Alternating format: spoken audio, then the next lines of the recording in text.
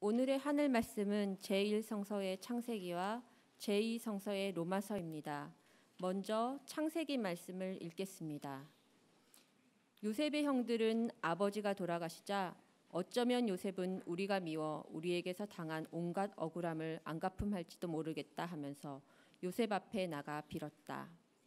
아버지께서는 세상 떠나시기 전에 당신의 말씀을 요셉에게 전하라 하시면서 이렇게 분부하셨습니다. 형들이 악의로 한 일이건 어떻게 마음을 잘못 먹고 한 일이건 못할 짓 한 것을 용서해 주어라. 내 아비를 돌보시던 하나님의 종들이 비록 악의에 찬 일을 했지만 용서해 주어라. 요셉은 이 말을 들으며 울었다. 형들도 울며 그 앞에 조아렸다.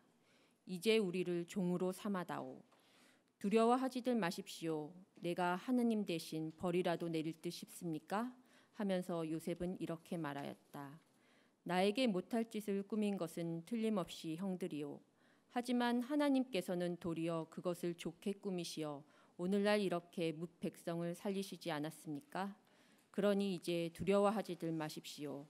내가 형들과 형들의 어린 것들을 돌봐드리리다. 이렇게 위로하는 요셉의 말을 들으며 그들은 가슴이 터지는 듯하였다. 이어서 제2성서의 로마서 말씀을 읽겠습니다. 믿음이 약한 사람이 있거든 그의 잘못을 나무라지 말고 반가이 맞으십시오.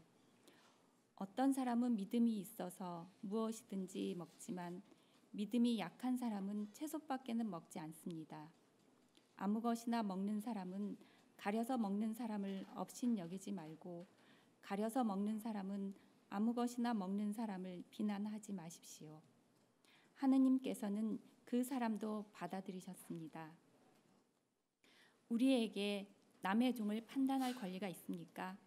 그가 서거나 넘어지거나 그것은 그의 주인이 상관할 일입니다. 주님께는 그를 서 있게 하실 힘이 있으시니 그는 넘어지지 않을 것입니다.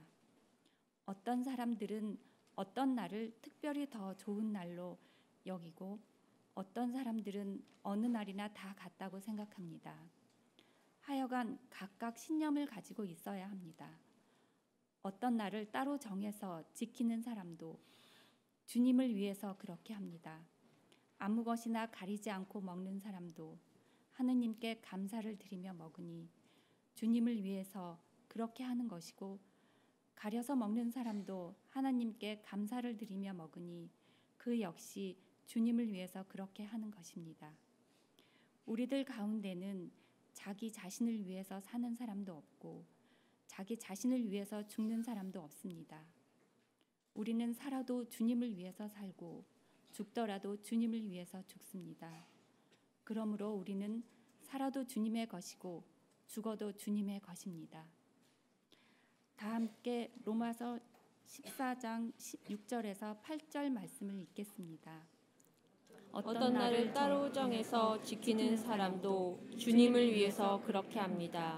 아무 것이나 가리지 않고 먹는 사람도 하느님께 감사를 드리며 먹으니 주님을 위해서 그렇게 하는 것이고 가려서 먹는 사람도 하느님께 감사를 드리며 먹으니 그 역시 주님을 위해서 그렇게 하는 것입니다. 우리들 가운데는 자기 자신을 위해서 사는 사람도 없고 자기 자신을 위해서 죽는 사람도 없습니다. 우리는 살아도 주님을 위해서 살고 죽더라도 주님을 위해서 죽습니다. 그러므로 우리는 살아도 주님의 것이고 죽어도 주님의 것입니다. 이 말씀으로 귀한 깨달음과 결단이 있으시기를 바랍니다.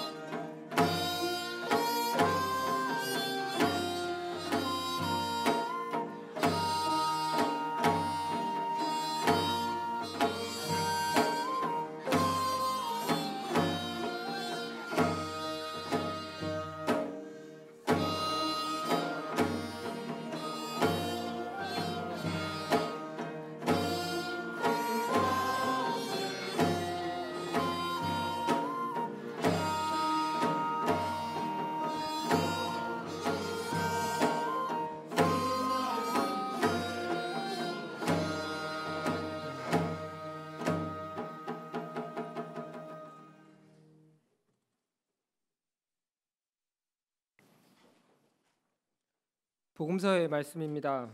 귀로 들으시기 바랍니다. 하늘나라는 이렇게 비유할 수 있다.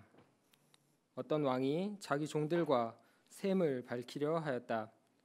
셈을 시작하자 1만 달란트나 되는 돈을 빚진 사람이 왕 앞에 끌려왔다. 그에게 빚을 갚을 길이 없었으므로 왕은 내 몸과 내 처자와 너에게 있는 것을 다 팔아서 빚을 갚아라 하였다. 이 말을 듣고 종이 엎드려 왕에게 절하며 조금만 참아 주십시오. 곧 다 갚아 드리겠습니다. 하고 애걸하였다. 왕은 그를 가엾게 여겨 빚을 탕감해 주고 놓아 보냈다. 그런데 그 종은 나가서 자기에게 100데나리온밖에 안 되는 빚을 진 동료를 만나자 달려들어 멱살을 잡으며 내 빚을 갚아라 하고 호통을 쳤다. 그 동료는 엎드려 꼭 갚을 터이니 조금만 참아주게 하고 애원하였다. 그러나 그는 들어주기는커녕 오히려 그 동료를 끌고 가서 빚진 돈을 다 갚을 때까지 감옥에 가둬두었다. 다른 종들이 이 광경을 보고 매우 분개하여 왕에게 가서 이 일을 낱낱이 일러바쳤다. 그러자 왕은 그 종을 불러들여 이 몹쓸 종아, 내가 애걸하기에 나는 그 많은 빚을 탕감해 주지 않았느냐? 그렇다면 내가 너에게 자비를 베푼 것처럼 너도 내 동료에게 자비를 베풀었어야 할 것이 아니냐? 하며 몹시 노하여 그 빚을 다 갚을 때까지 그를 형리에게 넘겼다. 너희가 진심으로 형제들을 서로 용서하지 않으면 하늘에 계신 내 아버지께서도 너희에게 이와 같이 하실 것이다. 이는 주님의 말씀입니다.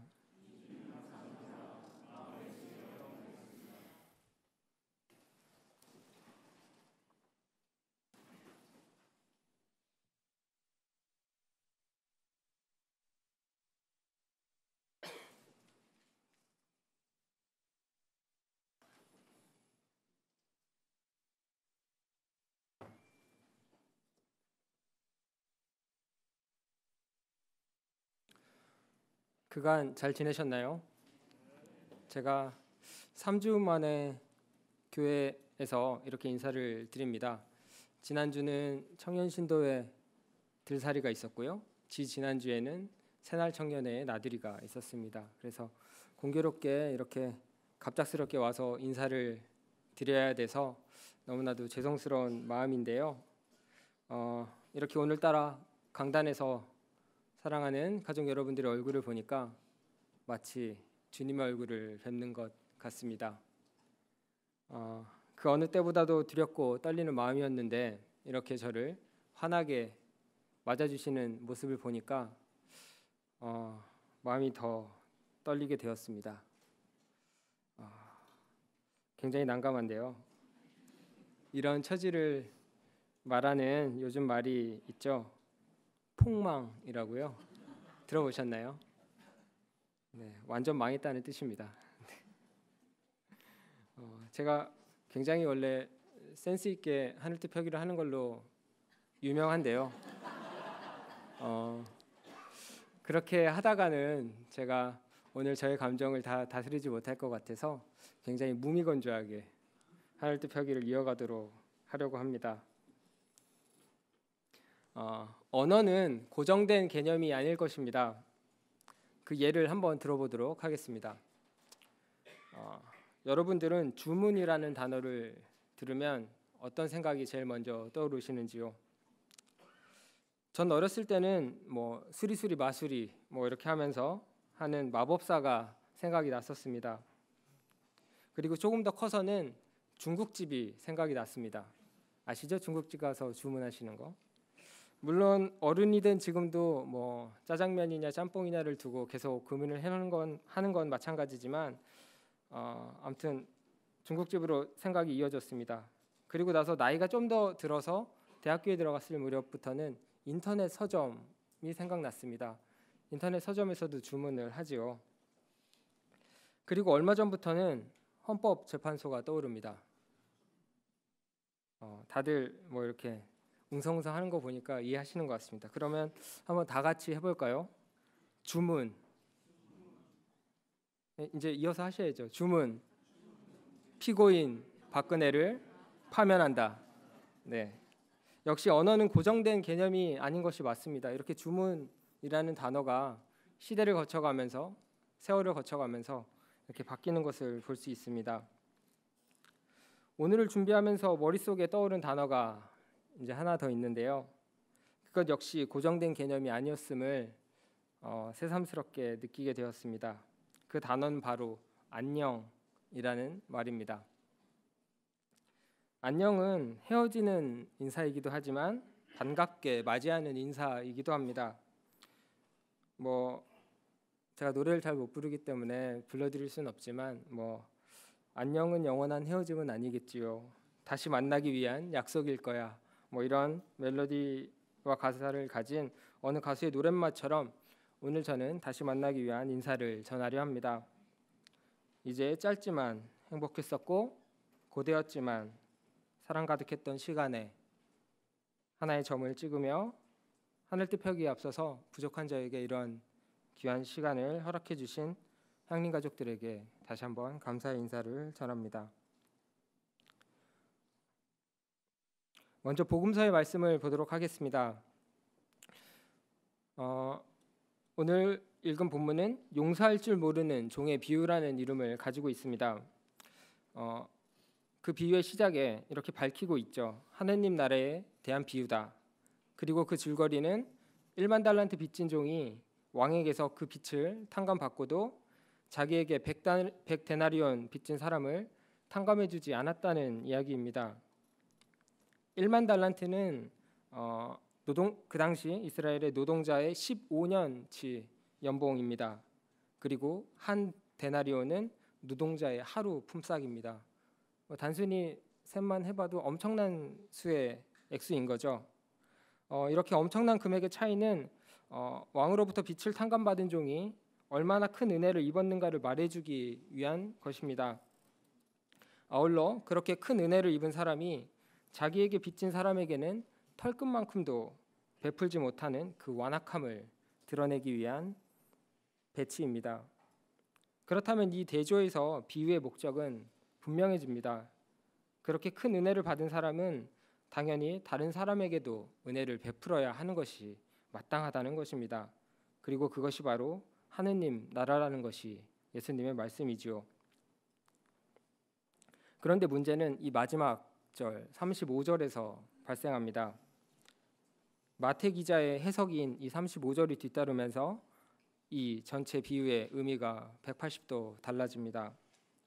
너희가 진심으로 형제들을 서로 용서하지 않으면 하늘에 계신 내 아버지께서도 너희에게 이와 같이 하실 것이다. 예수님이 말씀하신 비유의 원형은 하느님께서 은혜를 베푸셨으니 너희도 은혜를 베푸는 삶을 살아야 한다는 것입니다. 하지만 이 덧붙여진 해석은 너희가 용서하지 않으면 하느님도 그와 같이 하겠다라고 하며 이렇게 내용이 좀 수정되어 있는 것이죠. 아람어로 죄와 빚은 같은 단어입니다. 이 죄와 용서에 관한 이 빚과 탕감에 대한 메타포가 결정적으로 빛을 발하는 곳은 주의 기도, 즉 주기도문에서입니다. 제가 한번 읽어보도록 하겠습니다. 우리가 우리에게 잘못한 일을 용서하듯이 우리의 잘못을 용서하시고 로 이렇게 번역된 공동번역의 성서는 상당히 의역을 많이 한 본문입니다. 이 문장을 원문에 따라서 직역해 보면 다음과 같습니다. 우리도 우리에게 빚진 자들을 탕감하여 준 것 같이 우리의 빚들을 탕감해 주시옵고 이렇게 번역이 되죠. 이런 직역의 의미를 살려서 오늘 본문 35절의 말씀을 조금 더 확대해서 보도록 하겠습니다. 사람들이 살아가는 현실에선 계속해서 빚을 지게 만드는 구조적 모순이 생길 수밖에 없습니다. 빚에 의존하게 하는 사회적 관계, 죄를 낳게 하는 사회적 관계가 있다는 말이죠. 그래서 너희가 진심으로 형제들을 서로 용서하지 않으면 하늘에 계신 내 아버지께서도 너희에게 이와 같이 하실 것이다 라고 하는 말씀은 그 불의한 구조적 관계를 고발하는 것으로 이해되어야 할 것입니다. 그래서 이 비유는 힘 있는 자들아 제발 그 힘을 남용하지 말아라. 그러면 큰일 난다. 다친다. 라고 경고하는 그런 의미를 가지게 됩니다. 그래서 마태 기자는 그렇게 사람들이 억울하게 되는 경우를 만들면 안 되며 그 어디에선가 소리 없이 참고 견디며 아파하는 사람들이 있어서는 안 된다는 근본적인 삶의 정도를 일깨워주고 있는 것입니다. 이어서 창세기의 이야기를 보도록 하겠습니다. 너무나도 잘 아는 이야기죠. 요셉과 그 형제들은 이미 여러 차례의 우여곡절을 겪으면서 최종적으로는 화해를 해서 이집트에서 유복하게 살았습니다. 그런데 아버지 야곱이 돌아가셨습니다. 이때부터 요셉의 형들은 불안해하기 시작합니다. 이제 아버지가 안 계시니 혹시나 요셉이 자신들을 해할까 두려워 떱니다. 형제들은 아버지의 유언까지 거들먹거려 가며 자신들을 용서해달라 청하고 또 심지어 요셉의 종이 될 것을 청하고 있습니다. 그러자 요셉은 그 청을 듣고 눈물을 쏟습니다. 요셉은 형제들을 안도시키면서 형제들의 악의마저도 선한 일을 이루는 계기로 삼으신 하나님의 뜻을 다시 한번 환기시킵니다. 나에게 못할 짓을 꾸민 것은 틀림없이 형들이오. 하지만 하나님께서는 도리어 그것을 좋게 꾸미시어 오늘날 이렇게 뭇 백성을 살리시지 않았습니까? 태초에 에덴 동산을 벗어난 인간은 형제 살해의 범죄를 저지르고 온갖 악행을 저지릅니다. 하느님의 선택을 받은 아브라함이 등장하고 그 후손들이 계속 등장하지만 형제들 사이의 갈등은 끊이지가 않습니다. 이스라엘의 조상들은 어떻게 보면 결코 모범적인 인물이 아닐 것입니다. 끊임없이 하느님의 약속을 의심하고 끊임없는 갈등과 불화의 상황 속에 매여 있기 때문입니다. 그럼에도 불구하고 하느님께서는 신실하게 그들을 돌보시고 아름다운 목적을 향해 인도하십니다. 인간의 죄악에도 불구하고 끊임없이 사랑의 손길을 펼치시는 하느님의 섭리를 오늘 창세기 본문은 분명하게 강조하고 있는 것입니다. 아담으로부터 시작해서 요셉에 이르기까지 창세기의 이야기는 인간 현실을 압축하고 있는 동시에 인간의 진정한 희망을 말해주고 있는 듯합니다. 때로는 형제를 살해할 만큼 인간 삶의 현실은 적대와 증오로 가득 차 있습니다. 끊임없이 누군가를 배척하여만 자신이 살 수 있고 먼저 옳은 사람은 자신이 올랐던 사다리를 걷어치워버려야만 잘 살 수 있다는 믿음이 통용되는 것이 우리네 현실입니다.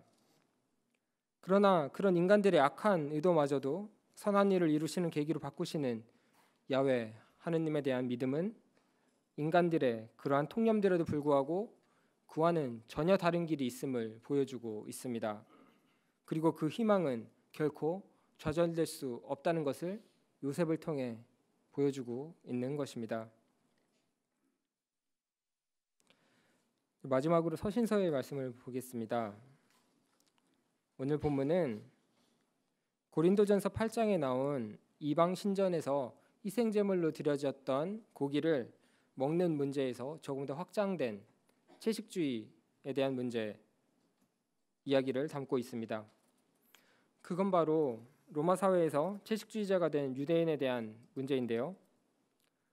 그들이 살아가고 있는 로마에서는 유대 전통으로 해석된 코셔 율법에 따라서 합당하게 도축된 고기를 제공받지 못했을 것입니다.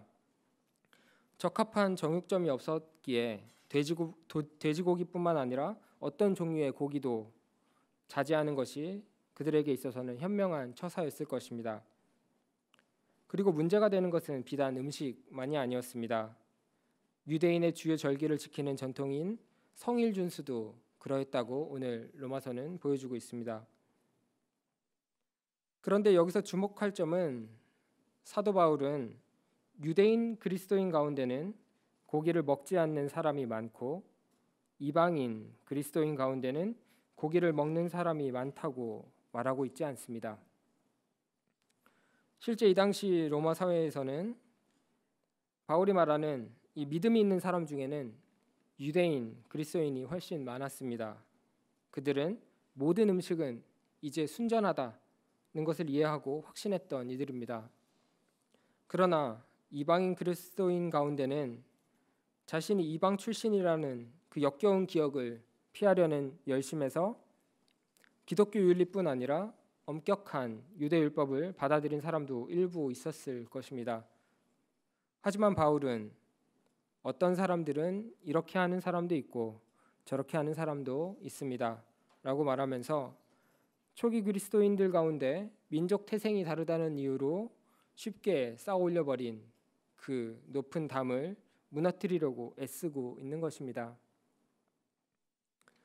하지만 로마 교회의 이러한 갈등 상황은 10절에서 보듯이 여전히 나만 옳다고 생각하고 서로를 정죄하는 안타까운 상황들로 번지게 됩니다. 여기서 서로 대립하고 있는 이들의 심리 상태를 한번 제가 설명해 보도록 하겠습니다. 여기 엄격한 양심을 가진 그리스도인이 있습니다. 그는 자신의 배경과 양육 과정, 기질 등 모든 것으로 인해 아주 도덕적으로 매우 엄격한 기준을 가지게 되었습니다. 그가 아는 한 지금 그리스도인들은 아주 악하고 타락한 이방 세계에 둘러싸여 있습니다. 그러한 세계는 철저히 피하는 것이 상책입니다. 그러기 위해서는 고기도 만지면 안 됩니다. 그런데 그리스도인임을 자처하는 어떤 여자가 이방 신전에서 나온 것이 틀림없는 고기를 시장에서 사는 것을 그가 알게 되었습니다. 이 얼마나 끔찍한 일이 아닐 수 있을까요? 같은 편을 그렇게 실망시키다니 그에게는 정죄만이 유일한 해답일 것입니다. 여기 다른 한 여인이 있습니다. 그 여인은 야훼 하느님이 만물의 창조자요 구속자라는 진리를 깊이 깨우쳐서 아는 여인이었습니다. 그녀는 자신이 거룩함으로 곧 주변 이방 세계와는 아주 다른 생활 방식으로 우리들이 부름받았음을 완벽히 알고 있었습니다. 그러나 무엇을 만지는 것, 무엇을 먹는 것과 같이 이런 외적인 규정으로는 참된 거룩함에 이르지 못한다는 것 또한 역시 잘 알고 있었던 여인입니다. 그녀는 가장 기본적이고도 자유로운 것들을 모르는 듯한 이 한 무리의 사람들을 이해할 수가 없었습니다. 그리고 그들이 쏟아내는 비난과 비판에 아주 질려버렸습니다. 그들은 속좁고 소심한 우물한 개구리 같았고 그렇기에 그녀는 그들을 업신여기기 시작합니다. 이 두 사람 모두 아주 지극히 자연스러운 반응이라고 생각합니다. 이 각자는 기독교의 가르침을 분명히 이해한 것이 맞는 것 같습니다. 그러나 우리가 깨달아야 할 것은 이 두 사람이 받아들인 가르침보다 훨씬 더 분명하게 이해하고 더 힘차게 살아내야 할 진리가 있다는 것입니다. 사도 바울은 로마서의 앞부분을 통해서 이미 말하고 있듯이 부활하신 예수 그리스도를 통해서 모든 사람은 용서받은 죄인이고 새로워진 하느님의 거룩한 백성에 속한다고 선언하였습니다. 지금 바울은 모든 그리스도인들에게 그들의 배경이 어떠하든지 이것을 일상 속에서 현실로 살아내라고 호소하고 있습니다. 그렇게 살기 위해 이제 그리스도인은 서로 존중하는 법을, 또 주를 위해 살고 주를 위해 죽는 것이야말로 하나님께서 뜻하는 바를 실제로 살아내는 방법인 것을 깨달아야 한다고 외치고 있는 것입니다. 지난 2013년 세계교회 협의회 총회가 부산에서 있었습니다. 총회 기간 중 있었던 어떤 한 강연에서 저는 깊은 깨달음을 하나 얻었는데요. 그것은 이러합니다. 몸의 중심이 어디인지 아시나요? 라는 질문을 통해서였습니다. 그러자 그 강연자는 그건 몸의 아픈 곳입니다 라고 설명하더군요. 저는 그 순간 깊은 깨달음과 성찰을 얻었습니다. 이제 그 질문을 오늘 여러분들과 함께 나누고자 합니다. 여러분들의 몸의 중심은 어디신가요?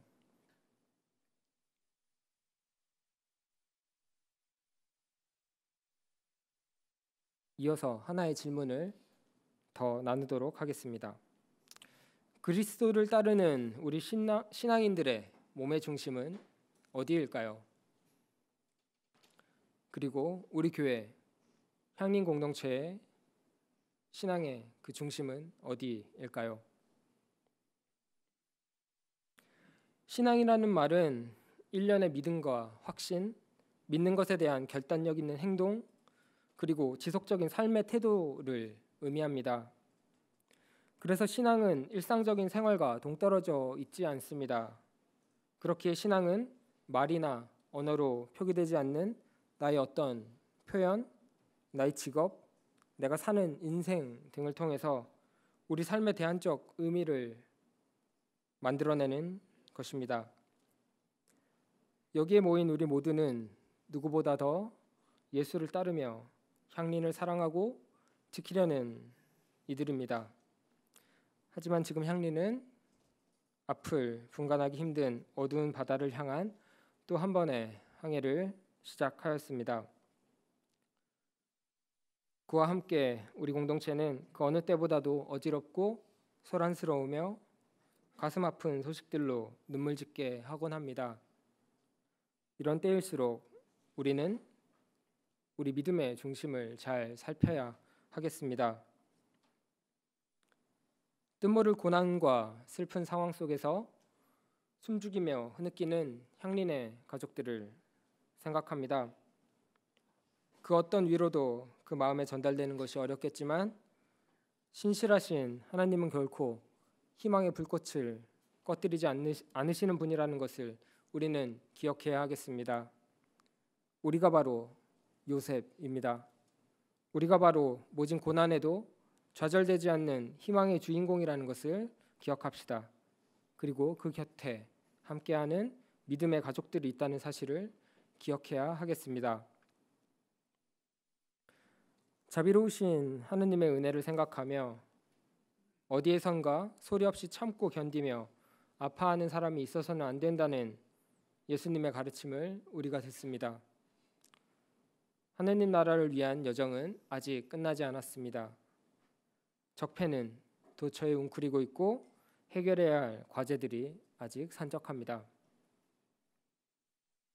북미를 중심으로 하고 있는 예수 세미나의 좌장인 존 도미닉 크로사는 그의 책 성경을 어떻게 읽어야 참 그리스도인이 되는가에서 우리가 전념해야 할 하느님 나라 운동과 우리의 자세에 대해 이렇게 말합니다. 두렵고 떨리는 마음으로 구원을 위해 힘써야 하는 이유는 우리가 실패할 경우 하느님께서 우리를 처벌하실 것이기 때문이 아니라 우리가 성공할 경우 로마가 우리를 처벌할 것이기 때문입니다. 실패와 잘못을 두려워하지 맙시다. 우리가 두려워해야 할 이는 하느님이 아닙니다. 우리와 함께 고난받고 우리와 함께 동행하시는 야훼 하느님을 의지해서 오직 주를 위해 살고 주를 위해 죽는 것이 무엇인지 분별하며 한 걸음씩 더 나아갑시다. 사랑하는 향림 가족 여러분, 해가 넘어가는 때가 반드시 있듯이 우리의 삶도 반드시 끝나는 때가 올 것입니다. 하지만 해는 넘어가도 붉은 노을이 남아있듯 우리의 삶도 아름다운 삶의 여운을 남겨야 하지 않을까 합니다. 예수를 마음의 중심에 둔 그리스도인의 삶의 모습이 바로 그러할 것입니다. 하나님께서 부르시고 향기로운 이웃이 되고자 나섰던 그 첫 마음처럼 세상에 그리스도인의 향기를 온 마음에 온 세계에 전하기 위하여 노력합시다.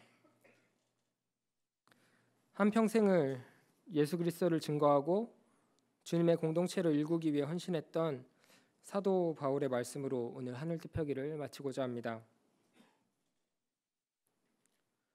그러므로 내 사랑하는 교우 여러분, 여러분은 내가 함께 있을 때에도 언제나 순종하였거니와 그때뿐만 아니라 떨어져 있는 지금에 와서는 더욱 순종하며 두렵고 떨리는 마음으로 여러분 자신의 구원을 위해서 힘쓰십시오. 여러분 안에 계셔서 여러분에게 당신의 뜻에 맞는 일을 하고자 하는 마음을 일으켜 주시고 그 일을 할 힘을 주시는 분은 하느님이십니다. 무슨 일을 하든지 불평을 하거나 다투지 마십시오.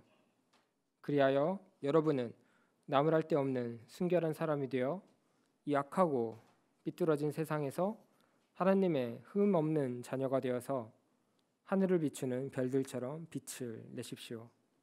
다 함께 침묵으로 기도하겠습니다.